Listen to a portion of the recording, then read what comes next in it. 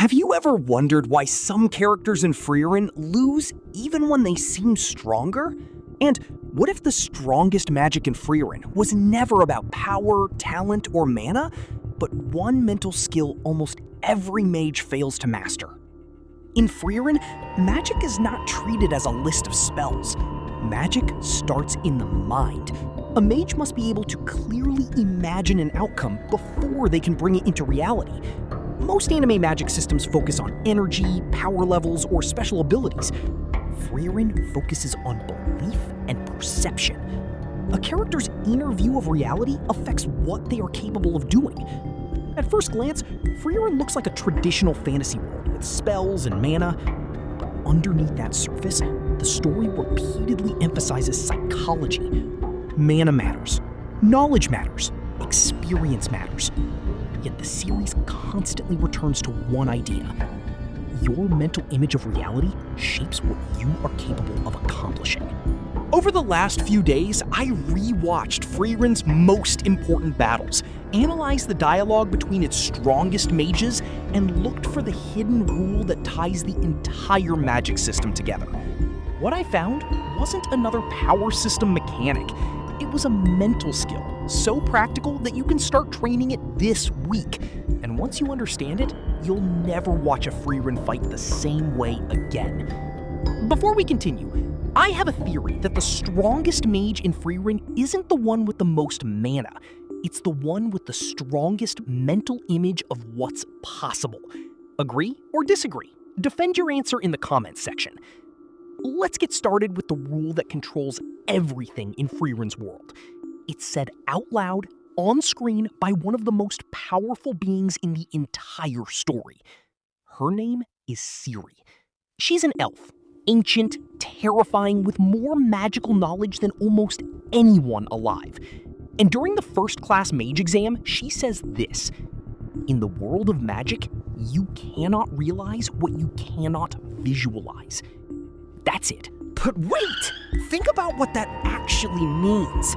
It doesn't say the strongest mage wins. It doesn't say the one with the most mana wins. It says the one who can picture it clearly in their mind is the one who can make it real. That changes everything. Let's look at Kanne. Kanne is not weak. She's a talented mage. She worked hard to get to that exam. But when she walks up to Serie, Serie fails her immediately. No questions, no test, no fight. Just go home. Kanne asks why, and Serie tells her the truth. Because you couldn't picture yourself as a first-class mage. Your fear of my mana showed me that.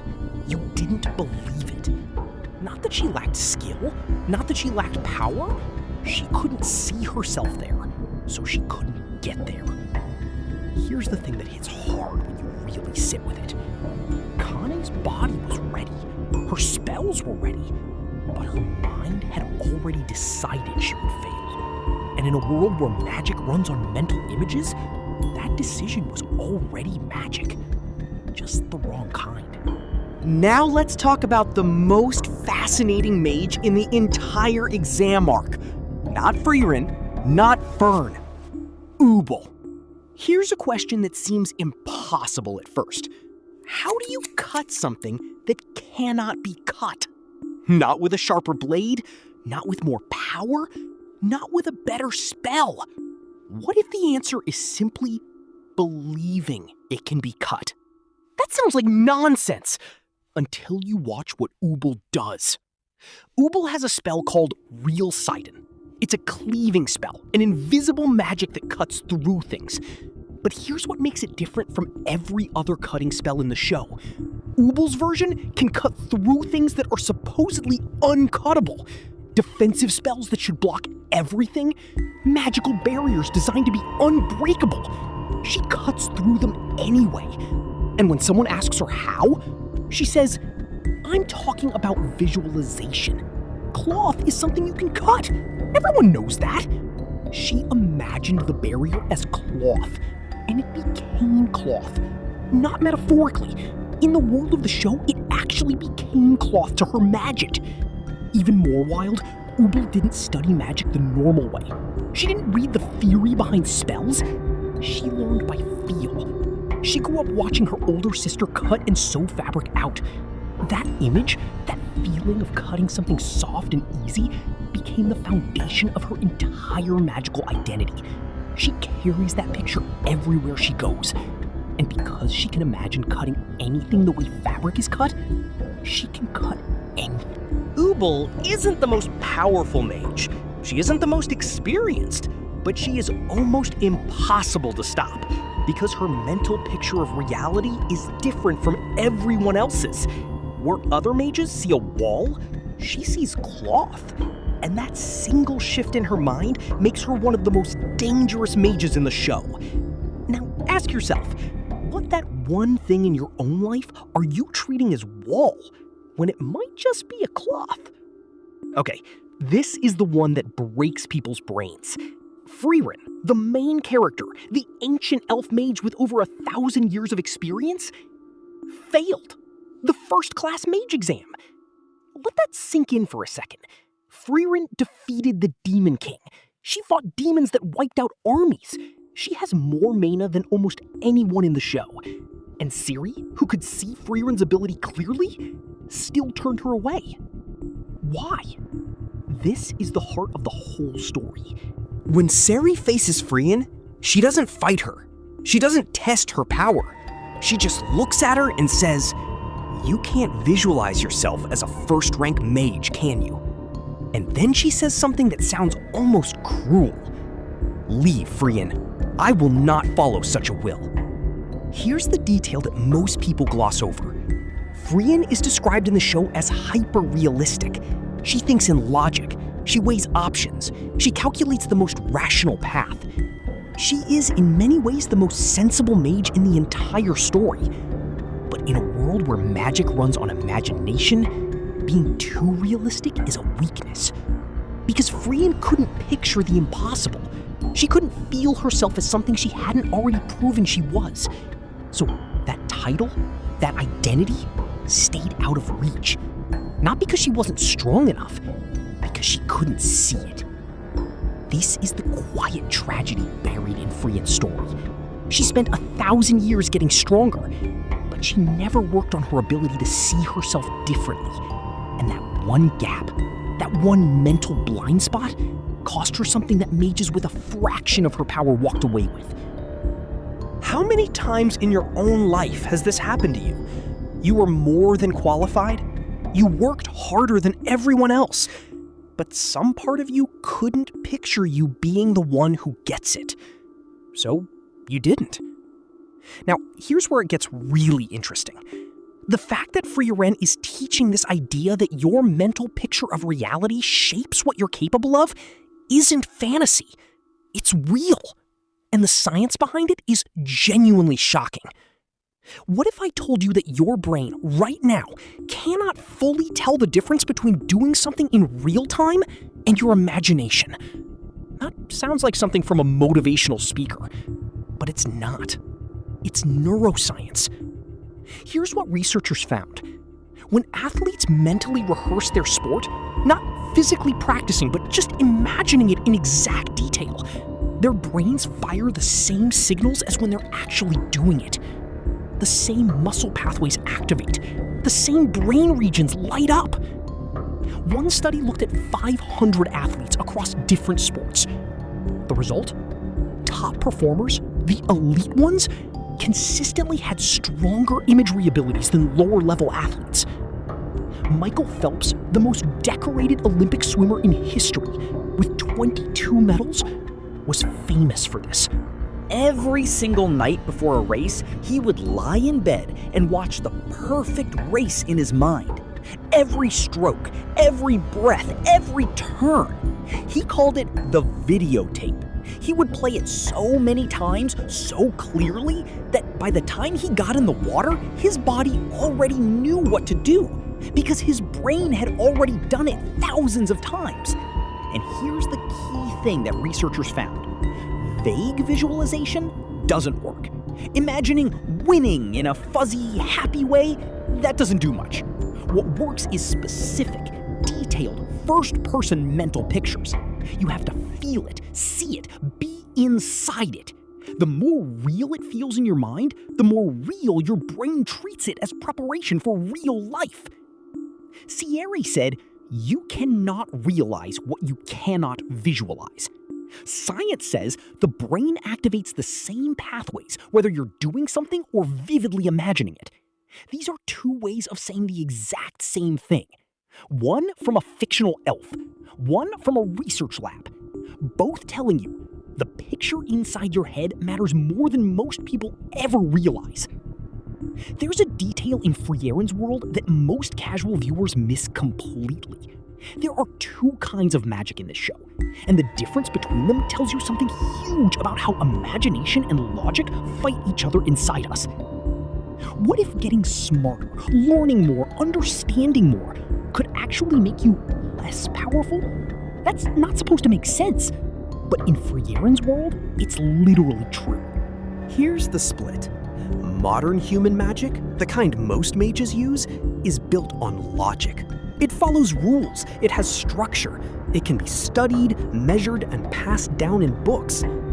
Ancient human magic, the old kind, before Flamme modernized the system, magic ran on emotion and faith.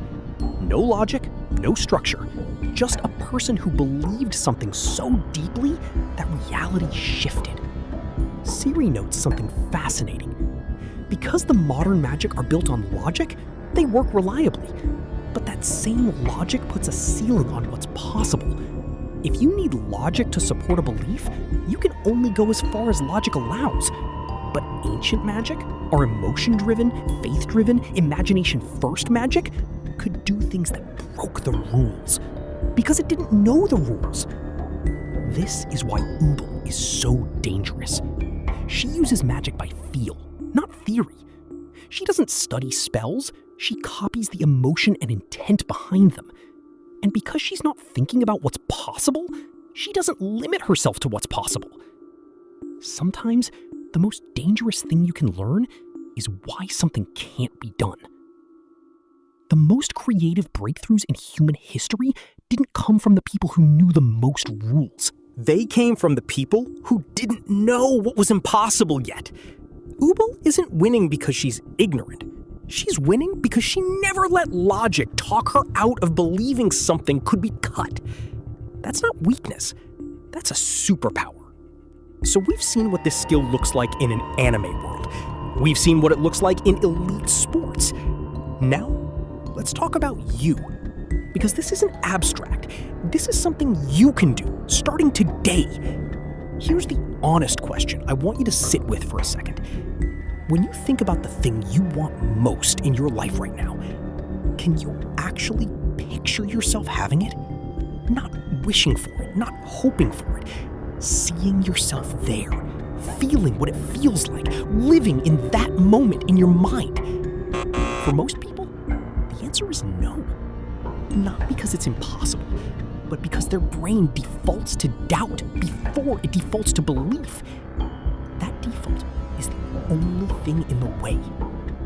Here's how you start changing it. The researchers who studied mental imagery in athletes found that the most effective visualization has a few key qualities. First, it has to be first person, not watching yourself from the outside like a movie. Being inside the experience, seeing through your own eyes. Second, it has to be specific. Not I succeed, but what does success look, feel, smell, sound like? What are you wearing? Who's around you? What are you doing with your hands? Third, it has to include the process, not just the result. This is the one most people get wrong. Imagining just winning feels good, but imagining the path? That's the steps, the effort, the small moments. That's what actually trains your brain. Here's your 1 week practice. Every day, once in the morning and once before you sleep, spend 5 minutes. Close your eyes. Pick one thing in your life you want to be or do. Now, imagine it from inside your own body. Not the result, but the moment. What you're doing, how it feels, what you say, how you move. make it as clear and as real as you can. Do this for 7 days in a row. And that's it. You're not manifesting. You're not doing anything magical. You're training your brain the exact same way Übel trained hers when she was a child, watching her sister cut fabric over and over and over until her hands knew what cutting felt like before she ever cast a spell. Serie's rule wasn't just for mages. It was for anyone who has ever held themselves back from something, not because they couldn't do it, but because they couldn't see themselves doing it. The visualization comes first. Then, the reality follows. Not always, not perfectly, but more often than you think. And you'll never know what you're actually capable of until you can picture it clearly enough to believe it. Let's go back to where we started. Why does Frieren, the most powerful mage in the room, fail the exam? Not because she wasn't strong enough, not because she didn't know enough, because she couldn't see herself as the thing she was trying to become. She had every tool. She had more than enough power, but the image in her mind was missing. And in a world where magic runs on mental pictures, the image is everything. Now, here's the question I would like to ask you. Not about Frieren. It's about you. What is the thing in your life that you've been telling yourself you want, but quietly, in the back of your mind, you haven't really been able to picture yourself getting? What's the first-class mage title in your life? Maybe it's a job. Maybe it's a relationship. Maybe it's just believing that you're the kind of person who can do hard things. Serie's rule works in both directions. You can't see it, so you can't have it. But the flip side is also true. If you can see it, clearly, specifically from the inside, you've already started. The image comes first. Always. That's not anime. That's not magic. That's how the human mind actually works. And you now know something that Kanne didn't. Start there. If this changed the way you think about real life, let me know in the comments. What's the one thing you're gonna start visualizing this week?